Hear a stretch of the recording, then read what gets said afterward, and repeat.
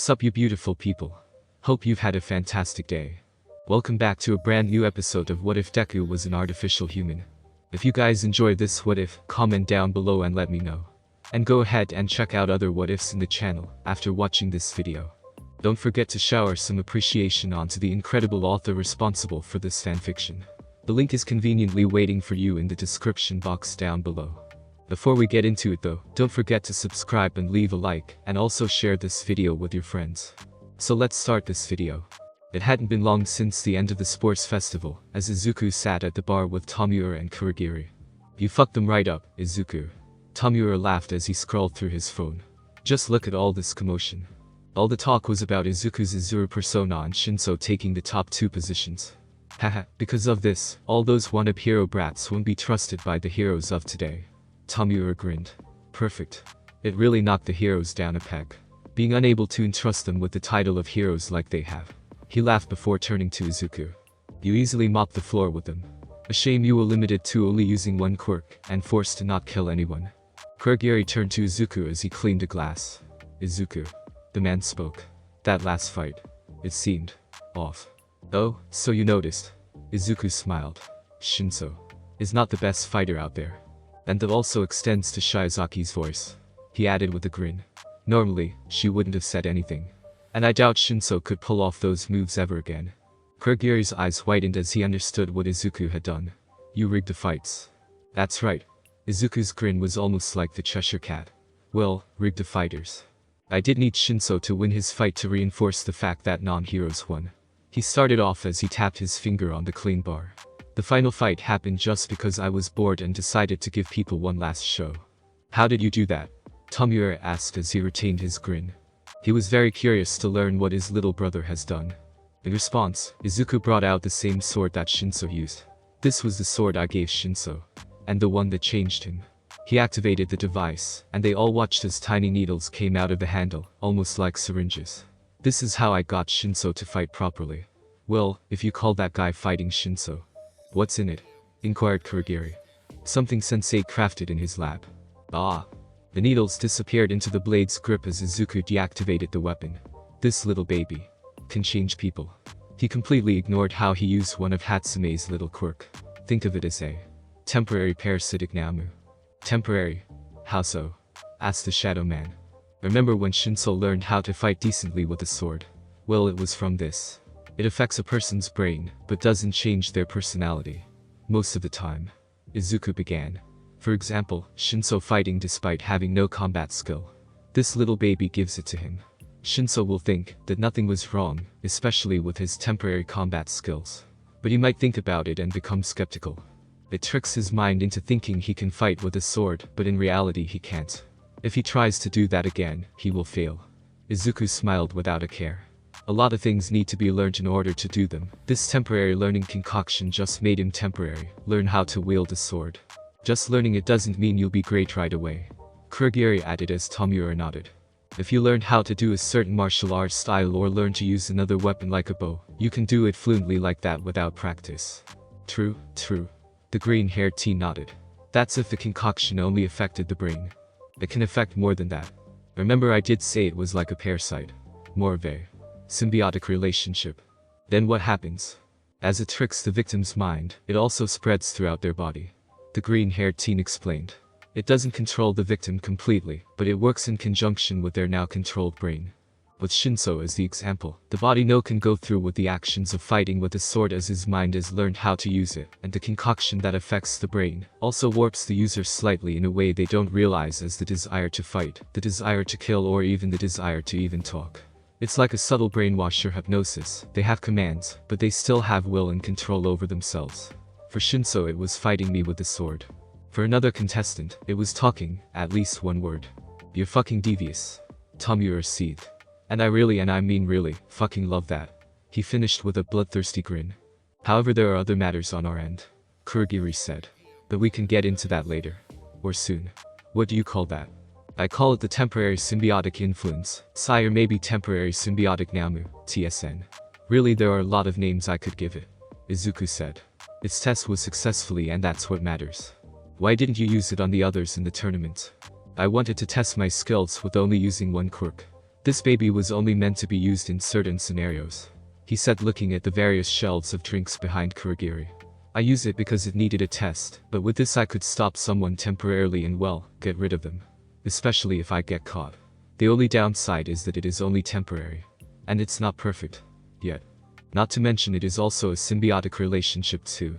It helps the enemy, but so far I managed to make it work with my goals. So what happened with you two? He asked with a smile. We have located the hero killer, Stain. Tomura said. Have you talked to him yet? No, Kurogiri said. We decided to wait for you, seeing as you are in UA, and your views could help sway him to our side. Unlike someone. Hey Kurogiri. I can totally sway someone to our side. The last time you blew off the last person Jiren brought to us. Kurogiri shot back. You literally turned the last one to ash. Not my fault that bastard had a weak quirk. What type of quirk? Asked Izuku with a shine to his eyes. Look what you did. Kurogiri shook his head. Hey, Izu, calm down. The bastard said his siblings had the same quirk, and it's not even interesting. He said the same thing about one of my quirks, and it turned out pretty useful. That's because you also have other quirks to boost its usefulness. And? What was his quirk? I bet I could have made use of it. Drop it, Izu. Come on. It's gone now. Izuku, shall we go? Asked the man of mist. For the hero killer. Sure thing. The green-haired teen stood from his stool as he made his way around to Kurogiri. Do we really need him? Tomura asked with his head against the bar as Kurogiri opened up a portal.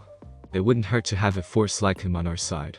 And with that, both Kurogiri and Izuku disappeared from the bar. Tomura stayed at the bar for quite some time before standing up. Time to play some video games. He proceeded to the staircase and headed for his room. He had a game to finish. You bastards just don't get it. Said a man with black mohawk-shaped hair and a flat face, and seemingly lacked a nose. He wore a sleeveless shirt and dark pants with black shoes that had metal plating. He also adored a long white tattered bandage around the upper half of his face that resembled a mask, and around his neck was a long dark tattered scarf. He also had knee guards, a watch on his left wrist and a belt around his waist, and had multiple weapons. A katana, 5 daggers, folding knives, toe-spiked boots, and folding knives. He was armed to the teeth. Veiled in vanity and hypocrisy. Ha! Your society is twisted. Distorted. You want to call yourselves heroes? He asked as he was crouched up top of a building, looking down at the crime scene of his latest victim. I will make you face reality. We've been looking for you, hero killer. Kurogiri's voice said from behind the vigilante villain. Or should I say, Stain. Stain immediately drew his sword. Only for it to go through Kurogiri's mist body. Hold your blade. We share similar interests. The barber said. I had wanted to meet someone of your notoriety. Would you grace me with but a moment of your time? I see. So it was you bastards who raided UA. Stain said as he was in the bar with Kurogiri and Izuku as Tomura was up in his room. And you want to add me your little gang, too? That's correct. However, one of us isn't here at the moment. Izuku said. So how about it? You're technically a villain due to killing and maiming heroes left and right. What is your goal? Our goal? The teen tilted his head. Our goal is simple. We are going to reform those heroes. Stain gazed into Izuku's eyes as Kurogiri looked between the two. You know, I wanted to be a hero. However, at a young age I learned that heroes aren't all what's cracked up to be. What are you implying? My parents died because a greedy hero wanted to take out a villain. He allowed innocent civilians to be killed, along with any other civilians within our building complex. All dead because of a hero's greed, he said. So you see heroes the same way. Huh, interesting. Just one look into Izuku's eyes told Stain that Izuku was serious about that greedy hero. Very clever, Izuku. Kurogiri thought. Stain only wants to kill fake heroes. Not heroes like All Might. Your views on heroes, which are very similar to Tomura's own thoughts, also help connect with the hero killer in front of us. However, our goal for killing All Might. That's the hardest part. However, your plan was to kill All Might, wasn't it? Stain asked, looking prepared to fight. Why? He is the only true hero in this world of fakes. You should know this after experiencing fake heroes firsthand. I do. But killing All Might is a personal matter. A family one, you could say. Are you saying All Might was that greedy hero? Stain didn't look too happy with that. No. Izuku said with his hands up. I'm not saying that. Just that my adoptive father has some problems is all. You would be the same if a hero attacked your parent who wasn't even a villain at the time. I highly doubt that All Might would attack someone who isn't a villain.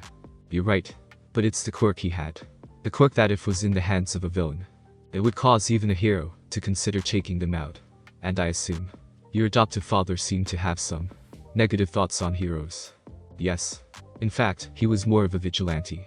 One that was kept quiet aside from a few heroes like All Might, his teachers and the principal Netsu. He informed the hero killer. This is quite sudden. And you want me to join your group of vigilantes? Villains. Izuku corrected. Vigilantes are villains, Stain. However, unknown to Stain, Tomura and Sensei were watching through the monitor that was in the bar. Interesting. It seems he is changing Stain's mind to join our side. Kurogiri thought. Someone who won't even budge is now budging. It's quite a sight. Making us the vigilante group would be more tempting than being a villain group that just wants to kill All Might. Stain should be considering joining us now. Good work, Izu. Stain visibly relaxed while he was still keeping his guard up. Give me some time to think this over. Take as long as you want. Izuku mentioned over to Kurogiri. I shall warp you back to where we picked you up. He said. We will also return there to hear your answer. Sounds good. The killer of heroes said as he walked through the warp gate. Well, now we have to wait for a reply. Izuku said as his head hit the bar. I wonder, what would have happened if you failed? Who knows? The green-haired youth shrugged. But if I still had my UA uniform, and could have said that I used to be a member of the class.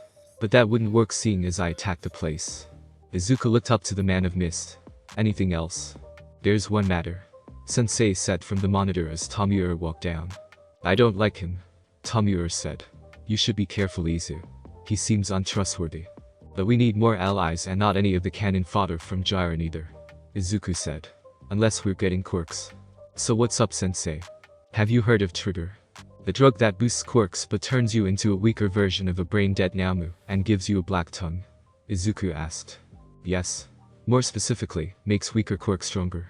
Where are you going with this, Sensei? Trigger is actually a weaker version of my own creation. Sensei said. However, it only works on quirks and makes the user Noumu-like. That's pretty lame. Tomura said.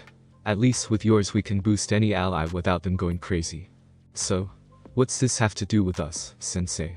Asked the younger brother. I want you to acquire some. Why?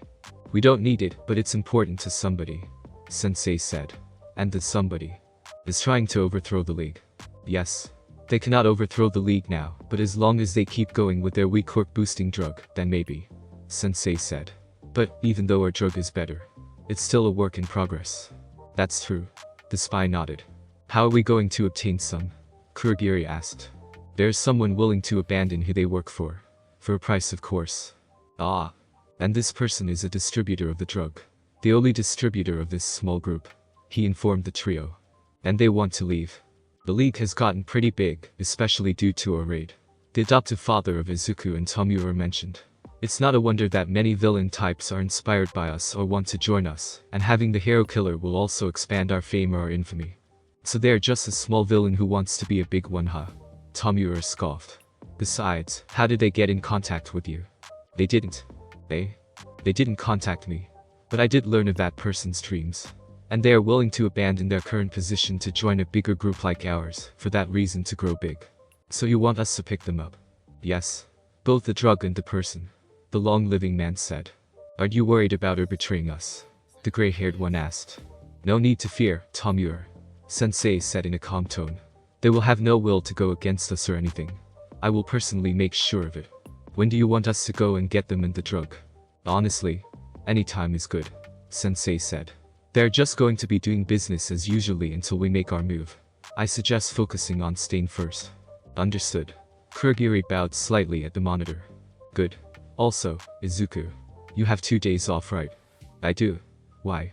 How about you and I go shopping again? Izuku beamed as he practically shot up like a taking off rocket. Gladly. He smiled. Then get prepared. Izuku went upstairs to get prepared as the monitor flicked off, not without a chuckle from the mastermind behind the screen. Tomura and Kurogiri shared a look. How many? The mist asked. Maybe 5. The one who usually had a hand on his face sat feeling unsure about the number. Give or take a few. Ah. You want the usual. Fill it to the top. Izuku was dressed in his villain attire as he stood next to Sensei, who was now wearing a odd-looking mask. Well, it was less odd and more terrifying. It was a black skull-like mask with angular pipes at the top and a collar-like life support system around his neck. He wore this with his suit, and in all honesty, it looked like he was about to declare that he was the teen's father after he cut off his hand and told him to join him to rule the galaxy together. Okay, that might have been a bit too far in the young teen's mind. So where's the first spot, sensei? He asked. Don't be too impatient, young Izuku. Sensei chuckled. We are leaving now. Remember what to do. I do. Then let us be off. Sensei said as the two disappeared from the lab. It was late into the night as Sensei and Izuku appeared. Izuku took the lead as he approached the door and slowly opened it. Sensei entered the room past Izuku as they entered the room. A hospital room to be exact. Keep an eye out, Izuku. Sensei said as he approached the patient. I'm sorry for this inconvenience, ma'am. This won't take long. We just need a moment of your time. Izuku looked over to their first stop of the night. She was a very beautiful woman with long snow-white hair. Sensei placed his hand on the sleeping woman, and it only took a few seconds before he retrieved his hand. Let's go to the next one, Izuku. Sensei turned to face the green-haired teen. The next stop for the night isn't that far. They're still in the same building. Izuku followed Sensei out of the room as they proceeded to their next target. Izuku could hear the beep of countless machines, each one monitoring the patients that were hooked up to them, each one making sure that they lived. Sensei this time opened the door as he walked inside, and Izuku heard about this one. Mainly because of a certain acquaintance they gained. The black-haired male, presumably in his 20s, lied on the bed with an oxygen mask on his face. His chest slowly rising and lowering, signifying he survived the ordeal. But he wouldn't go back to how he used to be. Sensei did his magic as he placed his hand on the patient for a second and removed it. We are done here, he informed. Let us be off. Alright. The teen gave one last look to the man in the bed and back to Sensei. He doesn't need it anymore. Are we going anywhere else tonight? Izuku asked. Not tonight, the masked man informed him. I know this was a bit less than what we usually do, but I have been searching during your festival, and I did find one you might be interested in, but I want to see how you handle it. Unlike the two we visited, this one is an active hero. An active hero? You mean? That's right. You'll be fighting a hero and taking him out. Who's the hero? Asked Izuku, now grinning as Sensei chuckled. Easy now. The hero goes by the name of Manual. Normal hero, Manual. Izuku said. I've heard of that name. Say he's completely average, and his quirk is average too. But will be better in more skilled hands. Yes. And you will be hunting him down. Sensei said. Just like how the hero killer tracks down his victims, but instead of killing, I'm bringing them back. Correct. You can start whenever, today, tomorrow. It's up to you. Sensei watched as Izuku left. Try not to kill him.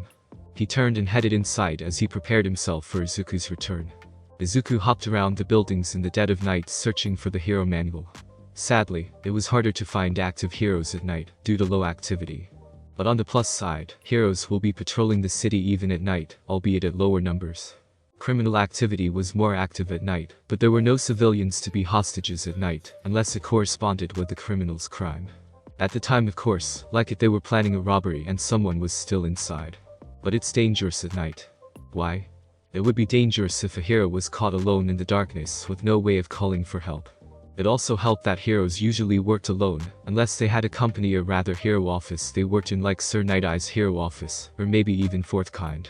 There was also the possibility of hero teams like the Pussycats too. But they were usually tight-knit, and many people wanted to have the fame for themselves, rather than share it with others. No wonder Stain wants to reform heroes. Speaking about that blood liquor, he should have a response before the 2-day break finishes.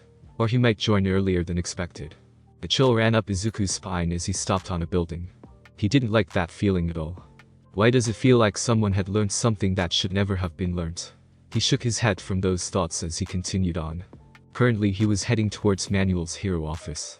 Manual was mainly a day hero, but with the hero killer's recent crippling attack. Found you. The green-haired teen came to a stop as he crouched on the building, looking down at the hero. Manual was a muscular young man with light-colored hair. His costume has a fish fin located on the back of his helmet and a visor that was currently lifted up. He wore a shirt that was clear in the middle and dark on both the right and left side. He also wore light-colored gloves, and the pants of his costume are black with a small pocket on the back, and his boots are white. His quirk allowed him to gather water around his hand. Izuku was prepared to jump down on the hero at a moment's notice. And then, he jumped. Manual didn't have any time to react. if he didn't look up. The hero rolled out of the way as Izuku stood as if nothing happened on cracked concrete. That's not the hero killer. The hero thought as he pulled his visor down. Stop there, villain. Manuel started gathering water in his palm that shaped a sphere the size of a soccer ball. Put your hands where I can see them. Izuku raised his hands, before firing his eye lasers at the hero. Due to not having his sci-fi goggles, it appeared as 2 lasers. Manuel ducked the lasers only to see Izuku breathe a sea of flames towards him. He quickly threw his orb of water at the fire, creating steam due to the sudden clash of elements. For a hero, you don't really watch your back that much, Izuku said from behind. How?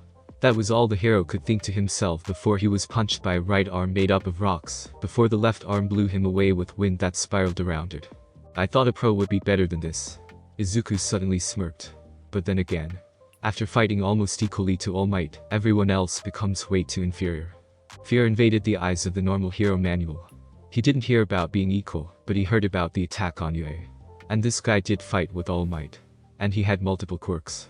He threw another ball of water only for it to hit Izuku's barrier. What's wrong? The teen asked. Is that fear I smell? He asked. Don't worry. He grinned as he held up his now normal right hand as sparks appeared around it. It will only hurt for a second. And then Manuel watched as his left arm turned into water itself. After a splash from the left arm, the right hand sparked even more as he touched the down hero. It didn't hurt for a second. Ah, I see you returned, Izuku, Sensei said as he turned around to face the green-haired youth who had placed the unconscious Manuel down on the ground. It was too easy. Izuku left the body as Sensei went to inspect it by placing his hand on the hero and taking it away. What are you going to do with him now? He's useless, right? I wouldn't say he's worthless in this form, said the leader of the League of Villains. I do have some experiments to perform. And besides, you need some upgrades now, don't you? Izuku stepped forward as he placed his hand on Izuku's head and gently ruffled his hair. Izuku couldn't help but smile before grinning after the hand left his hand. Go practice what you newly acquired, Izuku, Sensei told him as the teen saluted him. Yes, sir, he said, but his attention was mainly on the water that gathered around his hand. The quirk of the hero Manuel, wet hands. What is it? Sensei, can I create a Noumu? Pardon? Can I request a Noumu that has certain abilities? The youth asked. I have a feeling that Tomura isn't going to like what I have planned for Stain, and would probably challenge him to a hero-killing competition or something. Sensei sighed. I suppose so. Knowing Tomura, he might actually do that. Kids these days. Just leave what you want on the Noumu, and I can work off that and choose a body type to work with those abilities. Thanks, Sensei, Izuku said as he left the lab. Sensei shook his head. These kids of his. He turned his head to the unconscious and barely alive hero. Now, what shall I do with the rest of you? Tomura woke up that morning and was stunned at what he saw. His jaw was hanging low, he had to be dreaming. The whole place was frozen in ice. What happened? He asked. Izuku happened. Kurogiri was hurt as Tomura turned his head to see the bartender frozen in solid ice. So? Don't say it, Tomura. I see you're chillin' like a villain. The gray-haired teen smirked. Tomura, hissed Kurogiri. Izuku. It wasn't that long till Izuku arrived and turned both his arms into flames, as he melted the ice away and blew small flames on the ice, as he changed his hand back to normal, and drawing the melted water to his hands. Sorry, Kuro. Stain was crouching on the tallest building in Hosu as he looked down below at the night traffic. This was one of the more populated areas of the city, and one of the more night-lively ones. He glanced at his dagger before looking up at the moon. Reforming society. There was that whole issue that Izuku explained for their reason for killing the only true hero, All Might. But that wasn't all. If the symbol of peace fell, then those fake heroes would show their true color and try to claim the #1 spot. In fact, killing All Might would show everyone how fake these damn heroes actually are. All Might is the only hero that can kill him. But in order to change society, you must topple and remove the one who keeps that society together. I guess it wouldn't hurt to join them after all. No, I'd be worth it to join them. Izuku held a glass before using the newly acquired ice quirk to quickly cool the drink down to a nice temperature. He glanced around the bar to see what was up. And it was business as usual today. Kurogiri cleaning the glasses, Tomura playing his portable console on the monitor that was switched off. Maybe I should go out, he thought as he twirled the drink. Maybe Jiren has some new quirks available. Jiren was extremely useful for Izuku, mainly due to the fact of getting people simply for their quirks. It was how he got the ability to conduct electricity around his hands, as it previously belonged to the jammer they hired for the raid on UA to kill All Might. The ones Kurogiri warped out of there that wasn't Tomura, Izuku and himself, were only warped for their quirks. Can't let good things go to waste. Hey Tomura. Yes Izuku, answered Tomura, focused on his game. How about we capture those hero kids and force them into a mutual killing game to escape if the murderer goes undetected but is executed when they are discovered. But we keep killing them down until there's no one left. The green-haired youth brought up from out of the blue. Or how about we place a bracelet on them that contains an action they cannot do, and if they do it, they are injected with a lethal poison that kills them, and it also contains a sleeper drug that puts them to sleep after certain times for the attacker. Tomura looked at Izuku. Oddly. Not that I'm saying that doesn't sound fun. But where did that suddenly come from? Izuku shrugged. I think you need to take care of that boredom of yours. But remember that idea. We could televise to the entire world. Okay, interesting idea. Tomura grinned as he looked back to his game. Watching them kill each other will sure to be fun. You should follow what Tomura said, Izuku.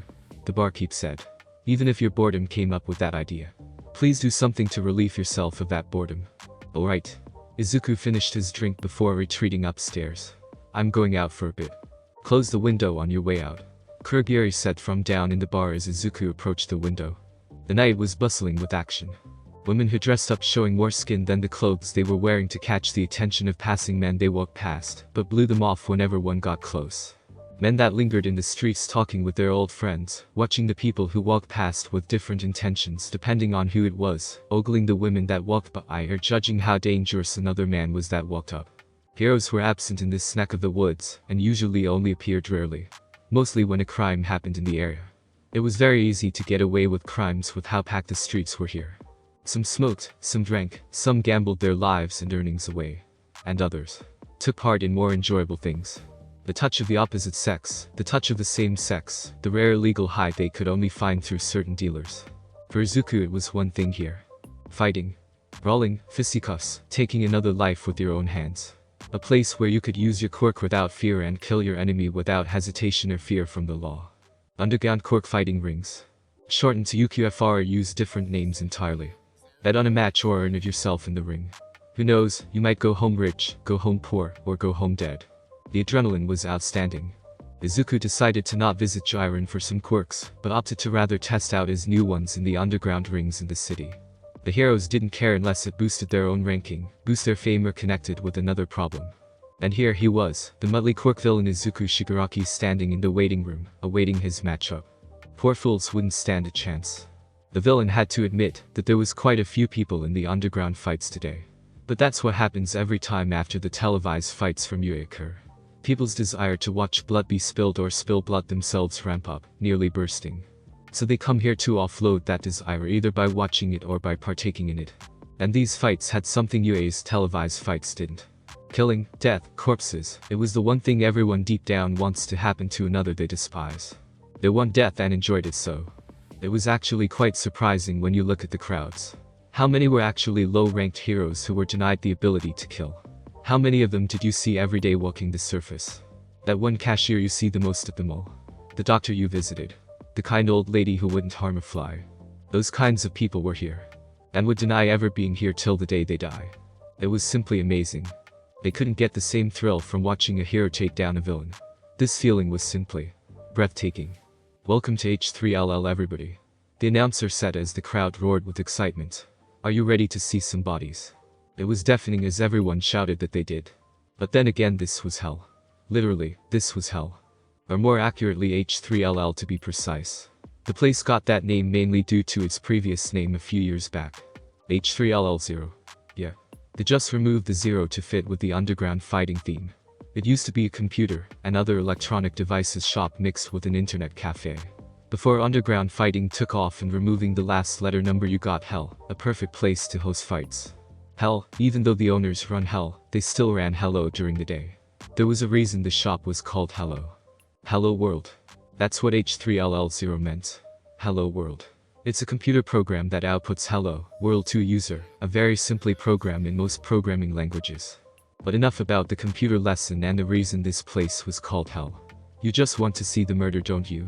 Of course you do. Don't lie to yourself. But you're pretty good at that, huh? Let's not waste any time and get straight to the first round. The crowd cheered as the fights began. Izuku waited for his turn as he took in the sights of the other contestants. Nothing worth mentioning, at least for now. Instead of his classy villain suit he wore the same attire he attacked All Might with back at Yue, the dark green cargo pants. He didn't wear his sci-fi goggles, but he did wear a dark green zip-up hoodie with the hood pulled up to cover his face. He simply crossed his arms as he waited for his turn. If one were to look into his hood, they would see only darkness until a single vibrant green eye suddenly opened with a dangerous look. The winner of the match walked off as the body was dragged without a care, leaving a trail of blood behind. And on to the next round. What quirks will our next contestant show, I wonder? Izuku stepped into the ring as it closed behind him. He was now trapped in the dome, and the only way to leave was to kill his opponent. Speaking of which, his opponent was that of a boxer, a kickboxer. He immediately got into a fighting pose as he did a couple of jabs. "Hey kid, isn't it past your bedtime?" He grinned. "I don't have time for your words." Izuku spat back with no real emotion that wasn't annoyance. "Just I from my quirk." The kickboxer frowned before the match begun and ran at the villain he didn't know was Izuku, a rising villain. He threw his fist before he was suddenly frozen in place. The whole dome was covered in ice. Izuku walked forward towards the kickboxer and punched the frozen fighter, as he shattered to pieces as soon as the fist connected. And it was over in a second, folks. The announcer shouted as the crowd cheered. "Midori won yet again, folks. Midori. Midori. Midori." The crowd chanted. This wasn't the first time he came here. And it wouldn't be the last. Funnily enough, he got the name Midori due to the amount of green he wore to the fights, and not by his actually last name Midoriya. They both fit as his favorite color was green, and his real name ended in Midoriya. So he was Midori. He was an underground illegal quirk ring fighter with plenty of kills under his belt. "Bring on the next fighter," he said as the crowd erupted once more. The next fighter was another man but extremely skinny. The fight began as soon as the man ran at him. He had speed. He was fast. Izuku pulled up his long sleeves to reveal his forearms. Out of his forearms were what appeared to resemble exhaust pipes. The quirk engine arms or forearm engines, he didn't know the name. But the blast came from the pipes that resembled the ones in the Hero Course student Iida's, as he dashed forward at turbo speeds. The two exhaust-like engines at the end of his elbows propelled him forward at his enemy, before he jumped over the approaching opponent. The downside was it was supposedly bad at making turns or having brakes. Something Izuku would be sure to fix. He landed on the wall dome fence thing, and propelled himself back at the enemy. But he purposely avoided his victim. The speedster he was fighting panicked, showing signs of slipping up each time he missed on purpose. He had no idea that his plan was to make him lose balance in his fear. He dashed once more before a sword's blade appeared from Izuku's wrist and stabbed into his back, piercing his body. Izuku pulled the sword out as it returned into his skin, as did the engines which he rolled up the sleeves. No one questioned his quirk, and assumed it was a rare variant of the copy quirk. Especially after Nito's performance in the cavalry battle. A shame they didn't know the truth though. But then again, they just might. "Who's the next weakling who thinks they can best me?" Izuku asked as he walked over the corpse. "Do you all truly wish to see more blood?" The more he killed, the more profit he earned. He might as well give the people what they wanted. Izuku walked out of the underground ring as he counted his earnings. He made quite the profit today. Hell, he made a bonus for killing a low-ranked hero who actually faded from society, due to more popular heroes with better quirks. A shame he couldn't get their quirks though, but even he viewed some quirks as worthless. But he could still make them better combined with others. He pocketed the large sum into his pocket as he continued to walk. Nothing like earning a little bit of money from a hard day's work. He stopped walking as the smirk on his face faded as he was covered by his hood. My, is this good luck or bad luck? He mused to himself as he saw pink hair accompanied by somewhat yellow horns. He recognized that pink skin anywhere, those familiar yellow eyes on a black canvas. What was she doing here? Sure, it was still a day off before UA opened back up. But what she was doing didn't matter. It seemed she was alone. Was she looking for someone? The way her eyes moved around wasn't that of caution, but that of searching. He quickly made his move. Hager, an older teen, presumably 19, said as he approached the pink-skinned hero. "Back off," Izuku said with a glint in his eye as wrapped his arm around Mina. "She's with me." The older teen gave him a look before Izuku used one of his many quirks to show very sharp teeth, scaring the teen off. "Thanks for the save," she said as he pried his arm off her. She didn't know what to say to the person in dark green stood back facing her. It seemed he had brought them into an alley without her realizing. A dreadful feeling filled her as she stared at him. You know it's dangerous in these parts, he said as he turned to face her. You know that, right? What? You know that, right? Hero trash. It was then he saw his face as the HUD was pulled down. Izuku, she gasped. It was him. The person she had been looking for since the villain attack at UA. She had so many questions. She wanted answers. But she froze. She was afraid. This was the same team that fought on par with All Might despite losing in the end. What chance did she have against him? She was paralyzed with fear. Was he going to kill her? She had no idea. She was a hero, he was a villain. It should have been him paralyzed with fear. Not like this. What kind of hero froze up against a villain in the first place? It was then he gave a smile. Let's talk. It was then she gulped. His smile. Could it even be called a smile? It seemed too villainous. Let's talk, shall we? He circled her. I bet you have questions and I do too. He stopped as he shook his head. You, a hero. He shook his head once more. What a shame. She froze up again. I'm sorry. What was that? Come on, Mina. You got to do this. She then managed to get her words out. Why did you attack All Might? Why do you want to kill him? What a loaded question. He walked into her line of sight. That's like saying why the sky is blue or why do we have quirks. One is easy to answer, the other is not. Which one do you think that is? Mina furrowed her brow.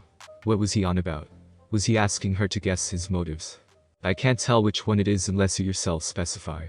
She answered as she watched him shrug with his hands in his hoodie's pockets. It was then she finally noticed that lingering scent. The smell of blood. Ah. Finally noticed, have you? I wondered if you were going to notice. Why do you have the smell of blood on you? Oh, you know. It's not like I'm a villain or something. He said, clearly amused. That's not funny. Oh, but it is. He grinned. Especially when you haven't seen death in person yet and want to be a hero. Mina. This is the real world. You're standing, breathing and living it in. Death is but a natural occurrence with a lot of shortcuts. I don't like the way you're talking. He was then up in her face. He was too close. Unblinking as he stared into her eyes. Why did you become a hero? To save lives. To help people. She said with the utmost confidence. She watched as he stepped back as he shook. Hair covered his eyes as he flung his head back laughing. Ahahaha. Help people. Save lives. How naive. His head snapped back to her. That's not naive. But it is. Many heroes do it for the fame, for the fortune. Heroes are selfish creatures, my dear Mina. He said, and she did not like the look in his eye. Heroes only care about climbing the ranks. Look at the hero killer Stain, for example.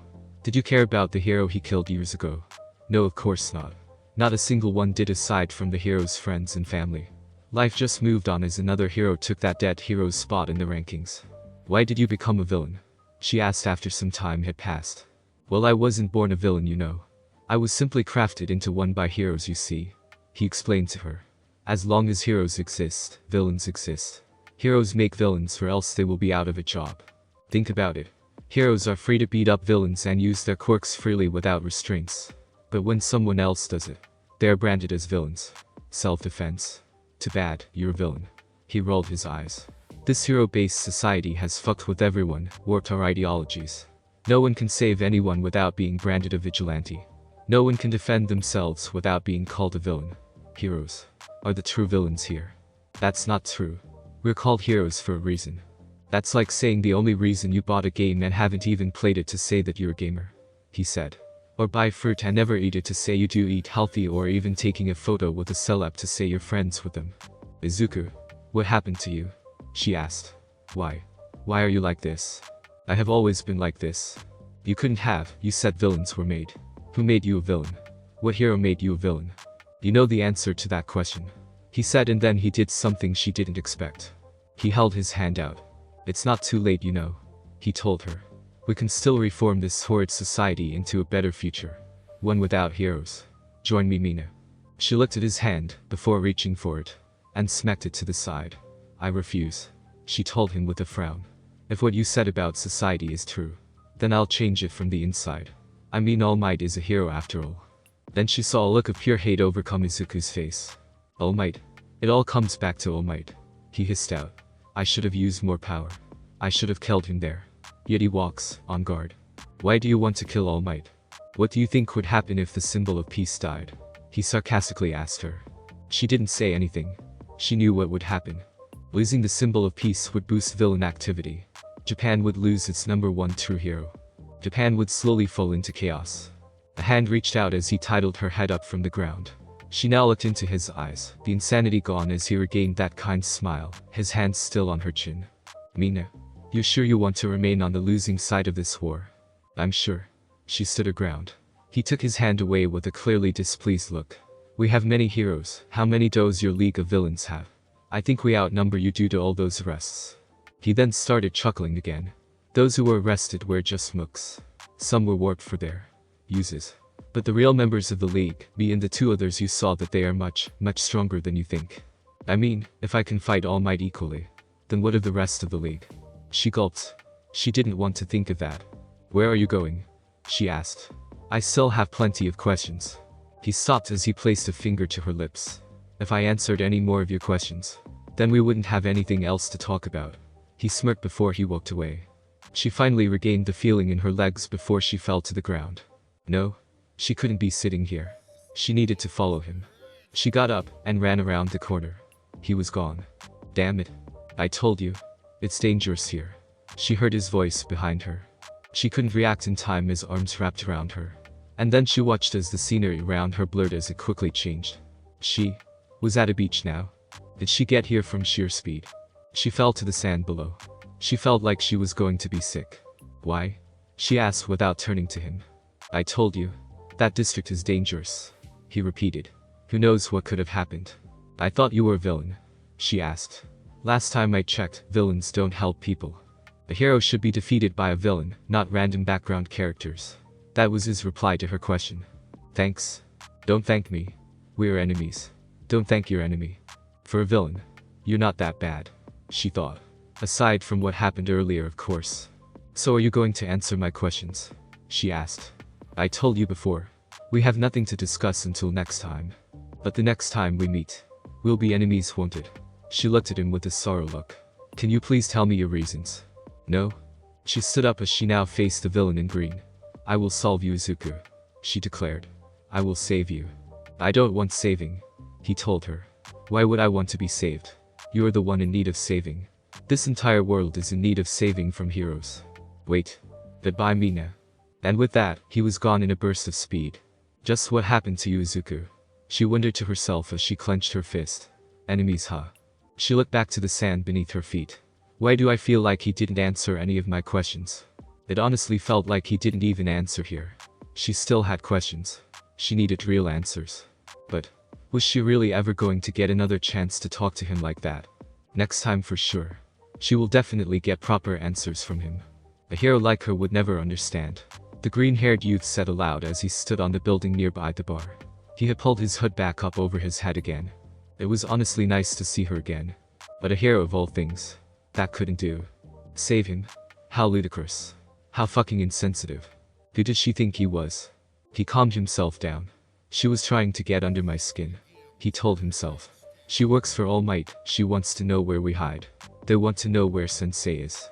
I won't allow that. I won't. A smile appeared on his face as he shook his head. I shouldn't get too ahead of myself. But I can't trust a hero like her. Not matter what. He wouldn't deny how warm his hands were now or the fact of the softness they touched. Why is thinking about women so complicated? Time had continued to pass as now the hero killers stood in front of the League, or rather, Izuku and Kurogiri. So you've decided? The Mist Man asked as Stain had nodded. I have. He spoke in a low tone. In order to reform society. It is in my best interest to join with you guys in your League of Villains. That's good to hear. Izuku smiled at the killer. I guess I should welcome you to the team. Nothing like that is needed. Stain glanced around the bar. When are we going to reform society? We are going to start with Hosu, Izuku mentioned. However, if we do it right now, then it would be pointless. Stain narrowed his eyes, waiting for what Izuku was on about. Think about it for a second, he told the killer. If we go reform Hosu right now, nothing will happen. We shall wait a few days. What's your reasoning for this? My reasoning is simple. It's because of the workplace experience. For the younger heroes in training. What about them? The killer asked. For you, this is a chance to change the younger generations. The younger Shigaraki brought up. Either to stop them from becoming those fakes you hate so much, or handcraft them into true heroes. But I doubt the latter can be easily done. Stain scratched his chin in thought. That is a possibility, he considered. And a lot more heroes will be active during that time. The green-haired teen added. More fakers to cleanse in one spot. What do you say? How many days will it take? It depends on the hero offices. Most of them do patrolling the first few days. But if we attack now, it might not be good for us. We shall wait for the third day to attack. That's more than enough time for them to believe they are safe. And besides, the heroes have to keep an eye on their work-experienced students, so they will be off guard and focused on protecting them. You're pretty crafty. Stain said as he licked the bottom of his lip. But I have to admit, there will be a lot more heroes present if we wait. I guess it's true what they say about the things that come to those that wait. Very well, I shall wait for that day to arrive. Izuku smiled at the hero killer as he left. He turned his head and smiled at the brainless doomsday machine that stomped into the bar. Ah, I see you're ready. Izuku was headed off to UA for the day. Skull was back in, but he couldn't shake the feeling that something was going to happen. Morning, Kumo. Joker waved as he ran over as he approached UA. Morn. Izuku was sure to spout blood toward Joker. Still bloody, I see. Joker deadpanned as he jumped back as the blood hit the pavement. Police must hate you at crime scenes. How was your day off? Izuru asked. It was great. However, people congratulated me for getting to the third event. What about you? I was congratulated for winning. It was quite nice. He smiled with his eyes closed but opened one slightly, so it couldn't be seen unless Hatsume zoomed in on his eye. There she was. Mina Ashido. And it seemed that she was thinking about what he said the other day. I'm right under your nose. And you don't even notice. He inwardly smirked. Good morning, Joker. Morning, Yami. Hatsume said as they approached her. Or should I say champ? Champ? No? Don't think about it. Joker stopped them. We don't need any ego here. Well, let's just head to class then. I want to work on my own project. Did you almost say both Joker and Hatsume began? I said nothing. He finished what he said with a spout of blood. Good morning, class. Midnight greeted. And Izuku didn't like the smirk she sent his way. Sadly, I cannot stay for long due to being needed by the hero class today. However, taking my place will be Power Loader.